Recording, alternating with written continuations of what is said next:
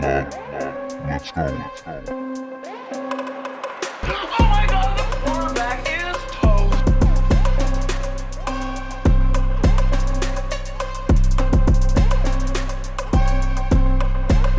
Hit it again. Hit it again. Let's go. Let's go. Hit it again. Hit it again. Oh my God, the quarterback is toast.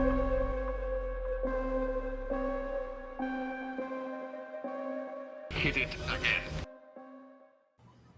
Yo, what's up, everybody? Welcome to tonight's show of the Frisco Report with my co-host, Cowboys Corner, Mike in the house. What's going on, Mike? You ready to talk some Cowboys football tonight with the gang? Yeah, let's do it. Do the Frisco Report back in full effect. Back in full effect, man. We have a lot of topics to discuss with you guys. It's going to be a jam-packed show today. The week one fallout continues. Just a lot of little tidbits coming out here. We'll talk about the Dak Prescott injury, CeeDee Lamb. We'll talk about Tyler Smith, Mike McCarthy, and so on and so forth. So yeah, man, that intro, a lot of people like it. I love it. I made that for this upcoming season of the Frisco Report, and we saw nothing of that in week one, Mike. There were no highlights to be found outside of Micah Parsons doing what he does, getting after the quarterback. Yeah, number 11 repped out today. It is what it is. He's the best player on the team, bro. But, yeah, Mike, how are you doing tonight, man? I'm good. So behind the scenes, Joe, we normally don't do a week in advance of topics, right? I don't even know the topics usually until I come on the show. But Joe gave me a highlights because there's so much to talk about tonight of the categories, and we're going to talk about this topic later. But I was in shock. I'm still in shock. I heard this news really late. And so right now I'm just in shock mode. Shout out to everybody on this dual stream on Cowboys blog side and on my side here on Cowboys Corner. Shout out to everybody in the comment section. If we don't hit your comments, we have a little box over here to our right. That thing moves because there's two channels. So if we miss your comment and we're not paying attention to our individual comments, do apologize. Just letting you guys know. Yes, indeed. Yes, indeed. And without further ado, Mike, let's get into it. Dak Prescott injury. It was discovered, this happened towards the end of the game, unfortunately. Fractured bone in the thumb. The initial news was that it was 6 to 8 weeks or whatever. Good old Jerry Jones opening up his mouth says he could be back in 4 weeks. Mike, what's your thought process on the injury news here? Is this already Jerry Jones trying to push Dak ahead of schedule? I mean, what is your thought on Jerry Jones saying that it could be 4 weeks here? Is that realistic? I believe Michael Gelkin tweeted some type of injury. Michael Gelkin gave the update. And I can't remember exactly what he said, but the bone that was broke wasn't a big concern as what Russell Wilson broke last year. So there's a difference between the break of the area that it happened in. I'm not a doctor. I don't know. But that was the good news coming out of surgery. Was initially they thought it was the Russell Wilson break, but it wasn't. So initially the doctor went in there, did whatever he had to do to clean it up, etc. So if Michael Gelkin's backing it, I'm with it. It is reasonable. It is, as long as the stitches that he has in there heals up and that bone's good to go. It's very possible. It really is. Yeah, I have to say that I don't really trust this only because Cowboys have a history of rushing players out here. Tony Romo, the best example, rushing back, boom, out again. So yeah, 4 weeks just seems really early to me. He just had the surgery. To me, I feel like you would have to rehab, and throw the ball, sling the ball around. I just don't know that 4 weeks is realistic to me. But, we'll see what happens, Mike. But, in the meantime, what do you think is going to happen here as far as the Cowboys' record goes? Fort Cooper Rush taking the realm. Let me know, guys, if I sound a little louder on your guys' end. I had a comment saying I sound a little low. The record. Okay, you got to look at the schedule, right? I mean, with the Bengals, they got a really good defense. I was talking to my wife yesterday. I was just so frustrated yesterday after work. I even called you, Joe, and I was like, what's your thoughts now that you digested it? Because I told my wife yesterday, I said, I don't know if we're going to pick up a first down on Sunday. I was like, I honestly don't know. We're going to pick up a first down. They don't know how to run the football, right? Last time Cooper Rush started for the Cowboys was last year, December. He had 324 yards. So he did a lot of passing, right? They don't know how to run the football. So I don't know. That Bengals defense is a lot better than the Vikings defense from last year to this year. The Giants, they're looking really good. Pull up that schedule for me, Joe. Right? So we got the Bengals, the Giants, the Commanders, and then it sounds like he's going to come back in between the Rams or the Eagles game, one of those games. So if I'm looking at this and Dak can't come back between the Rams and the Eagles game, we might win one game. It all depends on a Turpin can score some points for us. So it looks like Mike is having some audio issues over here. Mike, you still there? Oh, I think we might have lost Mike there. Yeah, man. So we'll wait for Mike to get back here. But yeah, man. To me, I'm going with the 6 to 8 weeks. You know what I mean? Well, maybe 6 weeks, right? So that's the bye week happens for the Cowboys, kind of right in the middle of the season. So for me, maybe it is going to be 4 5 weeks, whatever. But for me, let that hand get strong again. Let that grip where he can throw it, sling it around. I wouldn't rush him. You know what I mean? Now, if this team is competitive and we're winning with Cooper Rush, maybe that timeline accelerates and you get Dak back in here. But if you're taking on a bunch of losses in between now and then, don't rush him, man. Just get to the bye week. Get to the bye week and then, and then bring him back after the bye week and see how much damage has been done. You know what I mean? So we'll have to see what happens there with the schedule, bro. But it's not looking good, man. I mean, the comments in the chat box, even with Dak Prescott, Mike, this team was very anemic. You know what I mean? So we need to get into that. Even with Dak Prescott, and I know it's the Bucks, but what is your thought, Mike? Do they win any games on here with Cooper Rush? Did y'all hear anything I said? I don't know what happened. You were like in some Matrix. Sounded like the Matrix. Oh, I'm sorry. No. I mean, Joe put up the schedule. It's Bengals, Giants, Commanders, and the Rams, right? And then the Eagles. So if that comes back between the Rams and the Eagles, I think we maybe win one game. I'm being honest, and I'm looking at that Washington Commander game as a win. It all depends on how bad this defense wants it, right? Can Turpin put up points? Can this defense put up points? Can this defense put us on the Bengals 40-yard line all the way up to the goal line? Can Turpin put us there? It all depends on this field position because last week's field position, even with Dak Prescott, really sucked. Do we depend on Brad Maher? Do we settle for threes? That might be the case. But I'm looking for Turpin. I'm looking for pick sixes, fumble recoveries, things of that nature to go in there and get us some points. Don't be shocked if the defense and Turpin has points in the offense collectively because I don't know if we pick up a first down with this offense. I told my wife the other day, I was on the phone with you yesterday because I was still digesting it. And I was like, what's your other thoughts, right? What's your other takes from this besides negative? Give me something positive. So I told my wife, I said, I don't know if they're picking up a first down against the Bengals with this offense. I really don't. Just because we've seen how bad it was. And then Devin White talked about how bad, how they knew the scheme going into it. So it's scary, dude. It's scary.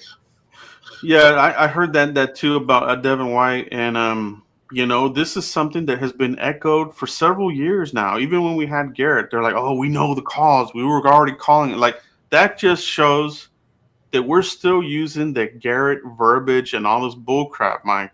And we'll talk about Mike McCarthy here in a little bit, but the verbiage hasn't changed. It's still the Garrett offense. The whole league knows the offense. It's so predictable. Oh, we're gonna use Tony Pollard and Zeke and this and that. They didn't do it. They didn't do it. They had Pollard out here getting destroyed with pass Trying to pass protection. block. I mean, they just don't know what they're doing, and it's Kellen Moore. They gotta can him. I mean, if this was any other team, he would have been gone from me. First of all, he wouldn't have been made the OC. Oh, let's take our third string backup quarterback and make him the OC. You're right. It's a freaking joke, bro. It's a freaking joke. But yeah, man, Cooper Rush. We got the Bengals. We got the Giants who had a gritty game. They pulled out that win there. Washington. I mean, it looks like their offense came alive there. The Rams. Who knows what that's going to be? Eagles. I mean, all the conference games are always very, very hard games. None of them are easy, but with the way that the Cowboys offense looked, nobody could, within the right mind, unless you're a total homer, say, "Oh, we got this. We're gonna win." Like, it's scary how bad that offense looked, bro. I mean, it was terrible, Mike. Like, what is the biggest concern for you? Like, let's just say that Dak Prescott was still here, and you're going to these games. What happened? I'm concerned with Terrence Steele and all those penalties, right? Yeah, a lot of penalties. Back to back to back to back. So I'm concerned about, okay, let's say we do pick up a first down. Is Terrence Steele going to be holding something, or is he going to be false starting something, right? I mean, it literally went from Connor Williams, bam, to Terrence Steele in a blink of a season. Mm-hmm. So I'm looking at penalties. I'm looking at CD Lamb here, Joe, right? I was told this guy can be a number one. I got blocked on Twitter by multiple people because we debated. I said he wasn't. They said he was a number one wide receiver. Let's talk about it. Everybody. CD Lamb, Mike, this was going to be his first year as the heir to the number one, and it flopped. It was a complete flop. Him and this wide receiver core was a complete utter flop. They deactivated. They didn't even have your third round selection active for this game. So it's like, you look at this from the outside and you're like, are they doing everything they can to lose these games? I'm like, what is this? Like, this is just astonishing front office bumbling all the way through. It looks like it's on purpose at this point. Like, they have a plan that they haven't revealed to the fans, but something's up. No, there's no plan here. This is what they believed in. So, when I seen the inactive report, Joe, and I seen Jalen Tolbert on there and not Simi Fehoko, who didn't even play till the fourth quarter, Joe. Why enact him when you can get Jalen Tolbert who don't have any chemistry with Dak Prescott? They didn't play a preseason game. They went hard in joint practices to merit not playing in the preseason, right? They looked like they needed that game looked like a preseason game on offense. It looked like Will Grier, Ben DiNucci, and Cooper Rush was out there playing. But the only difference was there was a number 4 out there before he got hurt, right? Yeah. And so you look at how they attacked this offseason, how they attacked the preseason, they completely failed. Get Jalen Tolbert in here, quit bull crapping, and see, you invested. What? Who? Will McClay is overrated. Yeah, I mean, yeah, the whole front office, including McClay, they do. Like, everybody's got to take a part in this. Nobody is immune to this utter, complete failure. Sam Williams barely played. I don't even know if he played. I know he was on special teams, supposedly. That jersey was pure white. No marks on it. They didn't even use the second-round pick. Mike, you and I talked about this. If you guys weren't, if Dallas wasn't going to use your second and third rounders in this game, they should have leveraged those picks and moved up in the first and got somebody of other premier. But man, it's some crazy stuff. But back to CeeDee Lamb, Mike. Didn't look like a number one here. Didn't take over. You know, obviously he was double teamed and this sorts of thing. But the scheme didn't help. You know, Kellen Moore just cannot scheme for crap, Mike. But No, he can't. I think a lot of pressure, Mike, too, has been placed on CeeDee Lamb.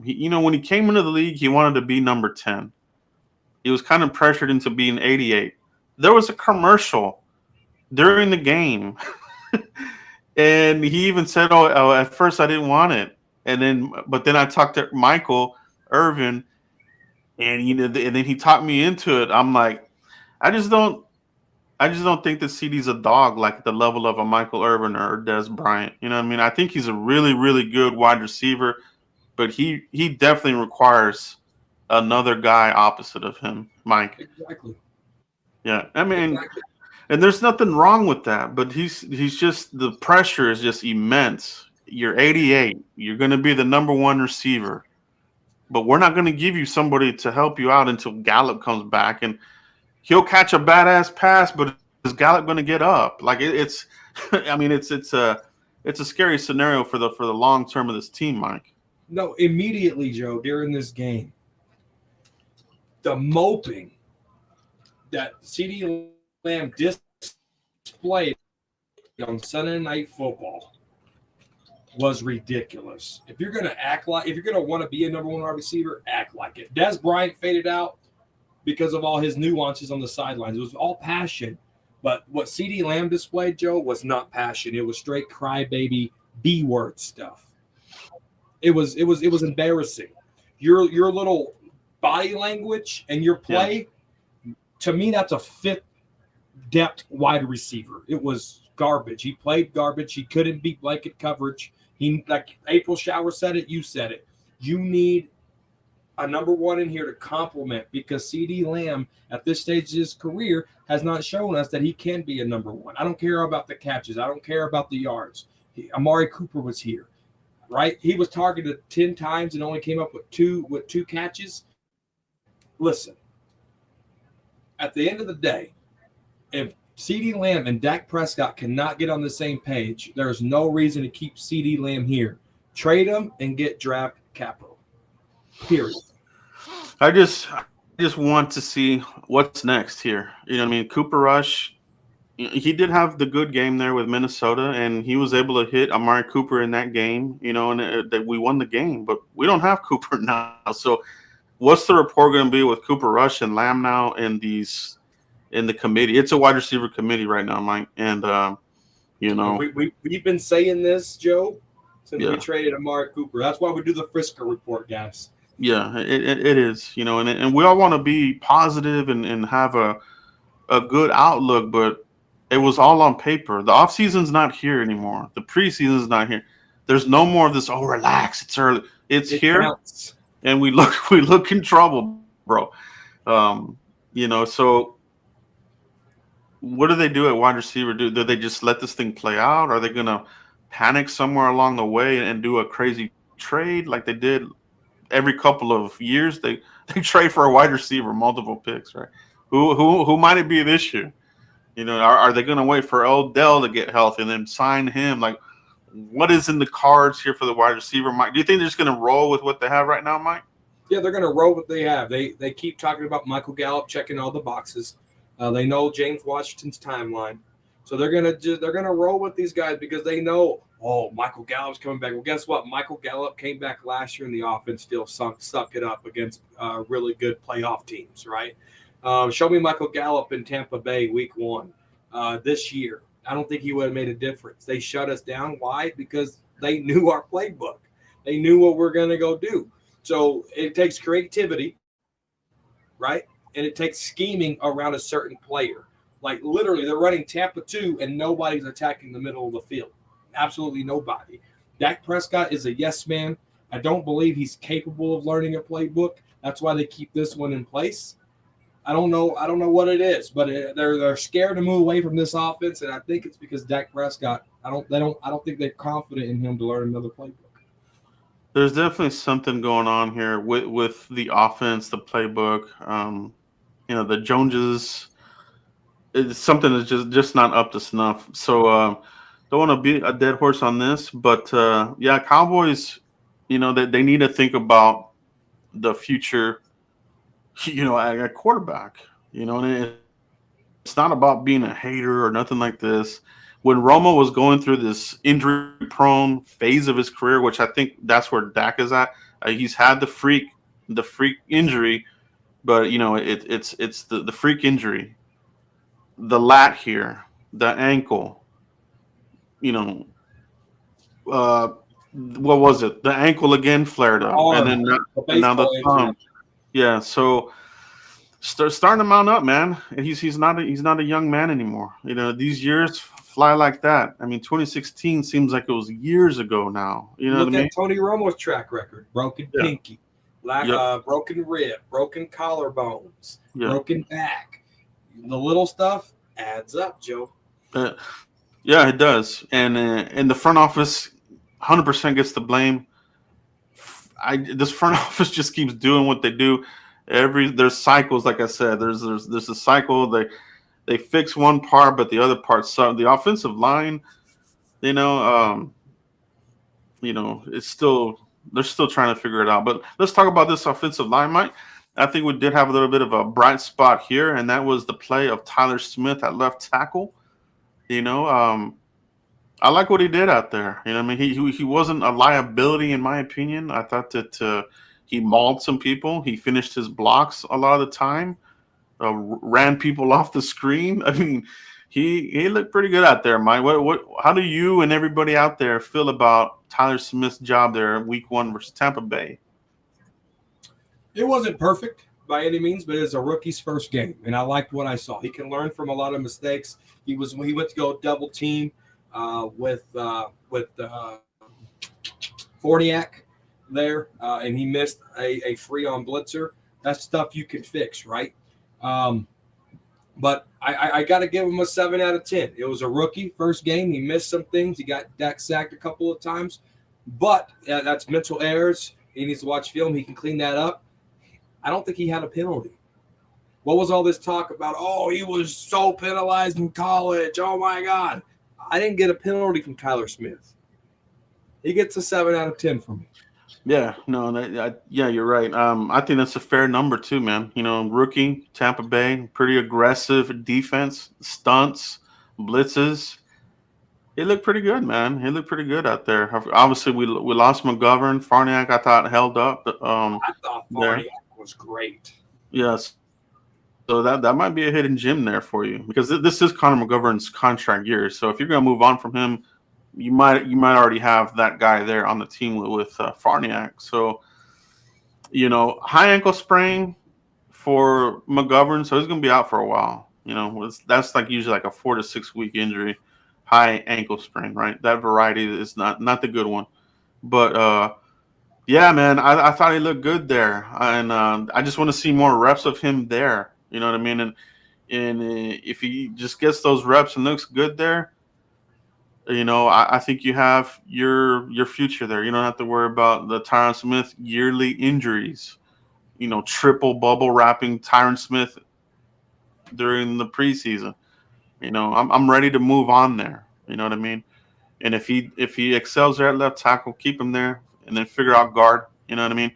Maybe whenever Peters is up to snuff, maybe think about even looking at him at guard. Have a mammoth presence there next to Biadish and Kennington, and let Smith thrive at the left tackle and just keep doing what he's doing. No, I that could be there, but talking about a hidden gem in Forniak, I really thought Forniak coming in there, he's been running with the twos all week, coming in there playing as good as he played. I really thought, hey, like you're right, Joe, this could be a hidden gem with Matt Forniak, who we talked about a center guard rotation back in the offseason. Yeah, that's what I'm saying, Danny. So that's why I don't listen to Jerry Jones. He's always going to give you like the most optimistic BS, and maybe, like I said, he's gonna force him to get out there earlier than he should. You know what I mean? But yeah, high ankle sprain, not good, not good at all. Um, the rest of the offensive line, like Michael, you covered it. You know, it wasn't a good showing by Steele with the penalties. That wasn't good.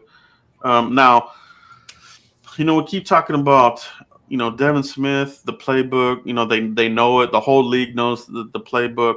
Who doesn't know the playbook, Mike? This was revealed by Brian Broaddus, suggested that Mike McCarthy doesn't know the playbook and the verbiage.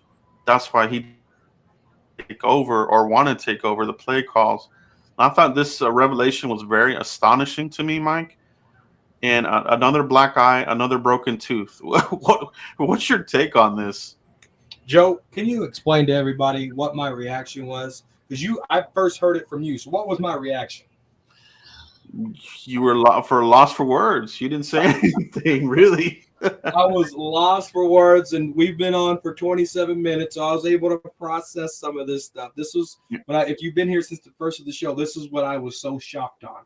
I was lost for words, and it makes so much sense to me. If you watch my video after the game, you would see that I compared Mike McCarthy and a bag of rocks and if they took a football IQ test, they would both score the same. And now because Kellen Moore is calling Zebra X Tango to the left, a Y option on 2, right? And Mike McCarthy's like this. I don't know what that means, but I'm going to watch it. That's why he looks so clueless on the sidelines, Joe. It's very damning, bro. I think it's one of the biggest revelations I've heard here about this team online. But it's very sad, and it's just like, well, it's gonna just be that much easier for this team to move on from McCarthy. I mean, come on, man. How can he not know the verbiage? Like, so that basically means we are stuck with a former third-string quarterback calling our plays. Like, this playbook sucks. Like that first drive, Mike. Like the stupid back-to-back, you know, gimmick plays that didn't do anything. I'm still lost for words. I mean, it is. But I'm not shocked. I'm not shocked. Mike McCarthy went into the press conference, went into the interview talking about he watched every Dallas Cowboy play. Then he gets to the Cowboys press conference to meet him for the first time. I lied. I didn't watch it. I wanted a job. Then he's been on this team for 2 years during a pandemic where he was limited to his players, had plenty of time to learn the playbook and the verbiage, and he talked about it. The verbiage. They want to keep the verbiage the same. Well, Mike McCarthy, you're going to have to learn it because if Kellen Moore stubs a big toe and has to get surgery and he has to be in the hospital for 3 days because he got a staph infection, who's going to call the plays, right? Mike McCarthy, you got to learn it, bud. And you've been here 2 years. This is your 3rd season with the Dallas Cowboys. He needs to be fired today. Yeah, and it's part of the reason why I actually liked the idea of McCarthy coming here. I thought, oh, here comes the high octane West Coast high attacking offense. You know what I mean? That you see in San Francisco, you see in Green Bay. We don't have any of that. We're not running any kind of West Coast concepts here.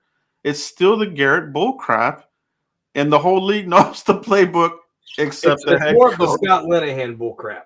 Except the head coach, bro. Like, it's freaking ridiculous, bro. Like, it's a circus right now, man. It's just you know, at this point, it's like, you know, and if you do at some point elevate Quinn, you're still going to be stuck with this idiot over here making the stupid play calls.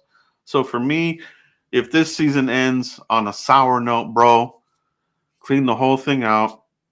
Bring your boy in here and let's go to work, man. Because I'll tell you what, right now, Mike, before the season started, they said that Sean Payton's targets were Miami, Philly, the Cowboys, and I think there was a 4th team. Right now, Miami looks pretty damn good. The Eagles, they might end up looking good. So those 2 teams probably won't do anything with their head coaches. That leaves Dallas as just like a prime landing spot for this guy. You know what I mean? I don't want to get ahead of myself, and I know some people are against the idea fully. I'm against it. I'm against it fully. I'm thinking that the stars are kind of aligning right now for this. I mean, just everything that's happening right now, bro, just Mike McCarthy thing just blows my mind, dude. I'm just like, well, why are you like even here right now if you don't even know what the hell? So, Mike, let me ask you this: does Mike McCarthy survive these next, let's say, 8 weeks to the bye week? Is he still here? I think he is, unfortunately. I said in my video after, no, I said in the Dak injury video that this saves Kellen Moore and Mike McCarthy for another year. And I got to stick to it. I said it. So I wish it wasn't the case, but I seen somewhere, I can't remember, but they were talking about exit interviews, and Mike McCarthy's like, I haven't had Dak. This isn't fair, da, da, da, da. And, we know how loyal Jerry Jones is to contracts. He let Jason Garrett's contract expire. He didn't fire him. He let that contract expire. And so I really think that he's going to let Mike McCarthy's contract. We might have him for the full 5 years. Yeah, I just think that that the notion of him wanting Sean is going to happen. There was the rumor that at one point he actually tried to trade for him at one offseason, a couple of offseason, but I forgot what the story was. Something happened. I remember that. Something happened and it didn't go through or whatever. So, I do. But Wade Phillips, Mario Wade Phillips, I think is an example. He got an extension, got canned. So, it is very possible that he doesn't finish it out, and just with this dangling over him, everything we heard in the off season about, just kept bringing it up to the point where even Mike McCarthy had to bring it up on, a couple of talk shows. With Rich Eisen, he had to address it a couple of times. Like it's out there, like it's there, and all this stuff is just the perfect storm, in my opinion. Honestly, I'll be shocked if at the end of the season this doesn't happen. My scare, the thing that does scare me though, is if we have a high pick and these idiots trade a high pick for him. That's the thing that does. They're gonna do it. The Saints are gonna let him go for cheap. But here, dude, I just thought of this because my brain is still on. He don't know the playbook. He called this the Cowboys offense once upon a time. Yeah, he did. Yep. He called it the Cowboys offense. He said this is the Cowboys offense. Yep. What if he didn't want Kellen Moore in the OC role? So he's like, I'm not gonna do it. Let him fail. He's the one that's gonna get fired. What? Dude, I'm sorry. I think about a lot. Dude, he called it the Cowboys offense.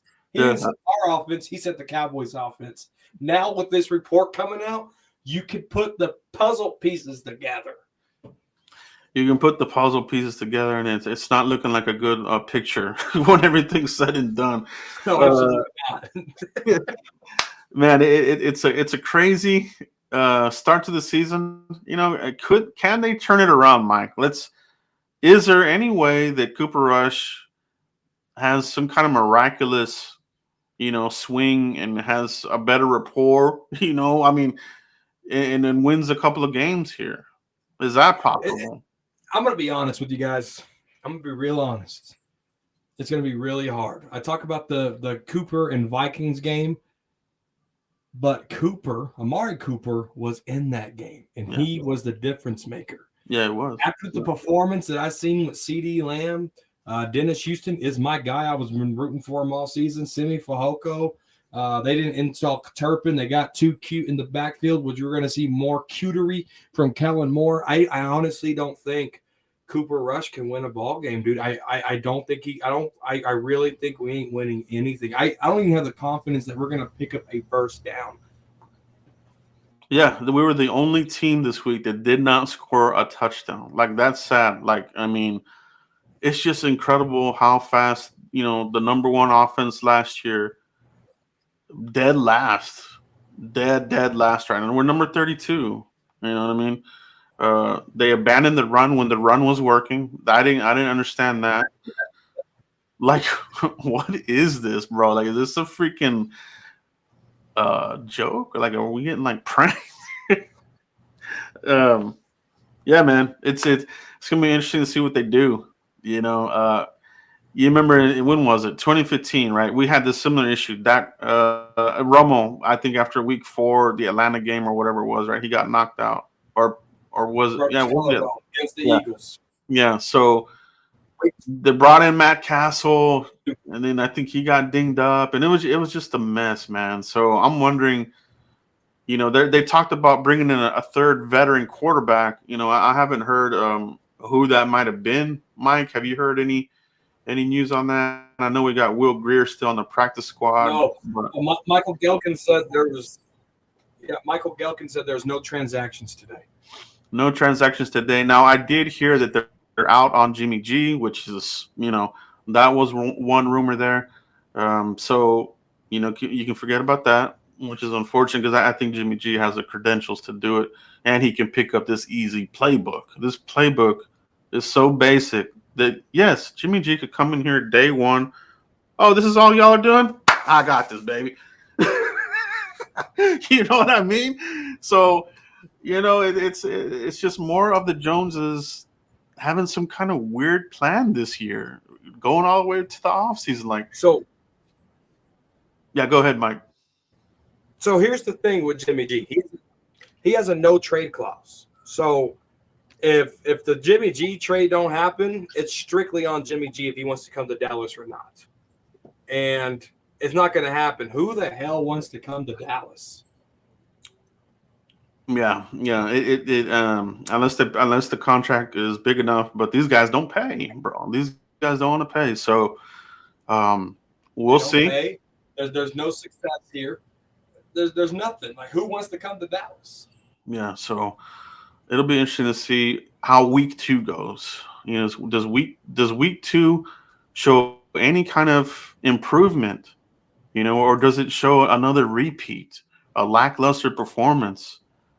I think if you get the latter, like another lackluster performance, it might show I mean, man, it's gonna be really, really crazy around here. I'm telling you, like, if we get another performance like that against the Bengals, Mike, what do you think happens, bro?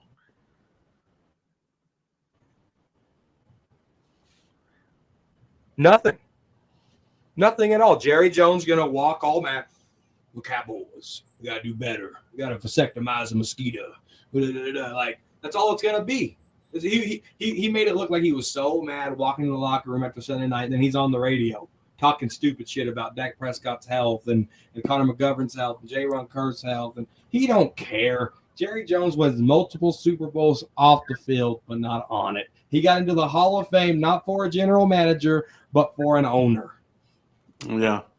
I think the line is 7. I think with Dak, it was we were 3, but with Dak out now, the Bengals have the favor for 7-point favorites in this game, which I think is being kind. You know what I mean? Maher, I mean, no, not with our defense. Not with our defense. I mean, the defense. God bless the defense, bro. I mean, Micah Parsons playing his heart out. I thought LVE had a great game. J-Ron Kerr until he got hurt, unfortunately. But good thing we have good depth there at safety, so they're going to earn their money now. But, Mike, I did start to see the defense kind of gas out a little bit, which is the one thing I am afraid of. These quick 3-and-outs, even if your defense is badass, that it's going to take a toll. Those body shots, long-term KO in the fourth quarter. So offense needs to do their part, man. They got to have some longer drives. They got to come away with touchdowns, bro. Like, this field goal crap around here has been happening, for a while now, man. I mean, there are a couple teams that we blew out. Last year we had a couple of 40 burgers here and there, but we're back to the 3-burger, bro. Raise your hand if you were really nervous when Brett Maher went out there and kicked the field goal on the first drive. I was like, is he gonna make this? No, man. I mean, that would have just been the another slap in the face there, dude. Like, because you know you move the ball all that way and then you miss, because that's happened to us before. You do all this offense. Yeah, so we'll see, man. This game is home in an AT&T Stadium, so you know that don't matter. Cowboys already proven they can't win at home. Yeah, they really don't, bro. It's sad. You know, there was a good showing by the Bucks contingent there. You know, it was hard to differentiate. You know, it seemed like a 50-50 crowd with the Bucks. Like, what the hell? So we'll see if Who Dey Nation shows up. But you know, I'm interested to see Micah Parsons destroy Lyle Collins, bro. It's going to be a 5 to 6 sack game from Micah. Can't wait, bro, for that part. I mean, I that's one of the reasons I will definitely keep watching is for our boy Micah Parsons in the defense. These guys are balling out, man. Yeah, no, and shout out to Donovan Wilson for that interception. It didn't result in anything, but big shout out to Donovan Wilson. Like, the mentality to take the ball away was still there, knowing that your offense ain't going to score a point. So Dan Quinn's going to have these guys ready, but I just need the defense to fumble recover, go get a touchdown, pick six, give me something here, because I honestly believe we're not going to pick up a first down against this Bengals defense. Yeah, no, Collins was bad, bro. I don't know what you're talking about. He's terrible. The Bengals defense, not offense, defense. Parsons is going to kill him, bro. He's going to fake an injury. You know how Collins is, bro.